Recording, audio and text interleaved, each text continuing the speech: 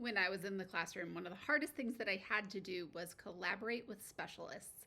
Let's talk about it. I am Jen, and I am a former K-1-2 self-contained autism teacher. And not only that, but I am a parent of a special needs child. And so I know the system pretty well. I know it from the teacher side and I know it from the parent side. I also know it from the paraprofessional side because I did serve as a paraprofessional for 2 years in a very high needs classroom as well.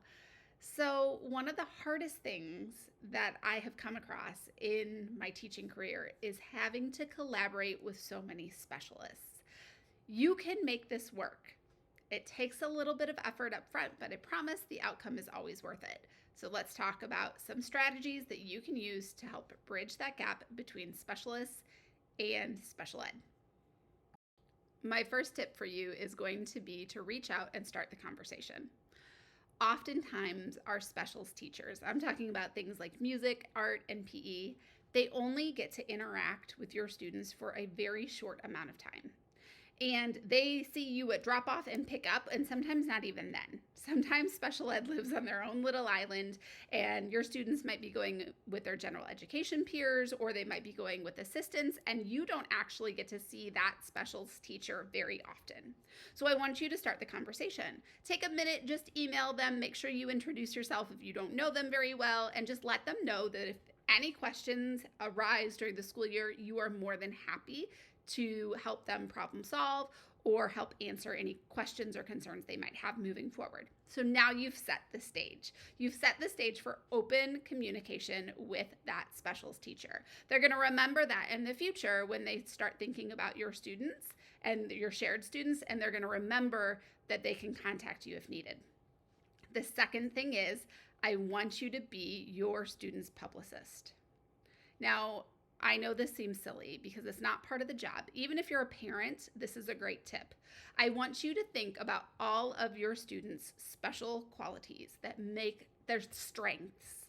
And I want you to write them down on a sheet of paper. And I want you to hand that paper to those specials teachers. Now, your specials teachers get to see that student in this teeny tiny little hole of a subject, be it art or PE or music or a special like that. That's a very unique skill set. They may not know what your student can do. So I want you to broadcast it. I want you to tell them all of the positive things those students can do.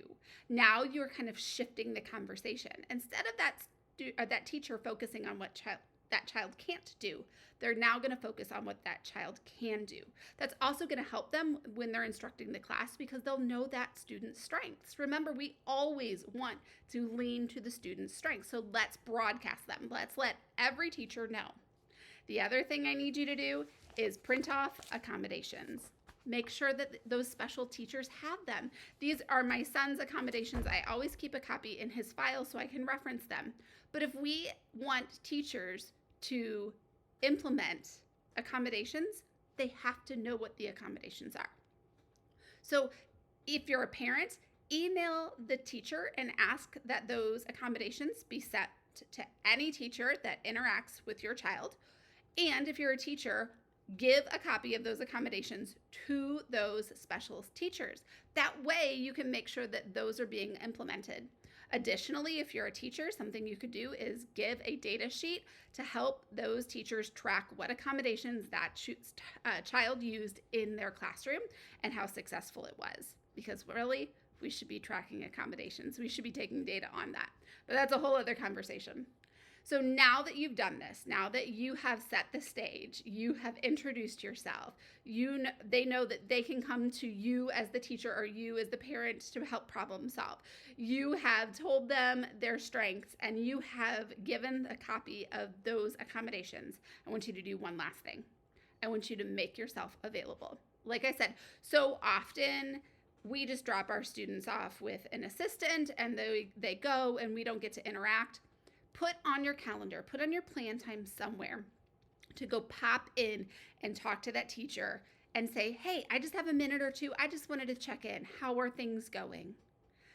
Open the door to conversation and communication. And by doing that, you will help facilitate and lead that discussion in a really positive and proactive way. You can help Stop any problems before they even start, because if you go and seek information, those teachers are more likely to tell you if something's not going well. They may not even think about it because they've got another class right on their heels. You know, those specialist teachers, they are scheduled back to back to back. So we want to make the time to be able to pop in and just ask them how things are going and how we can better support them.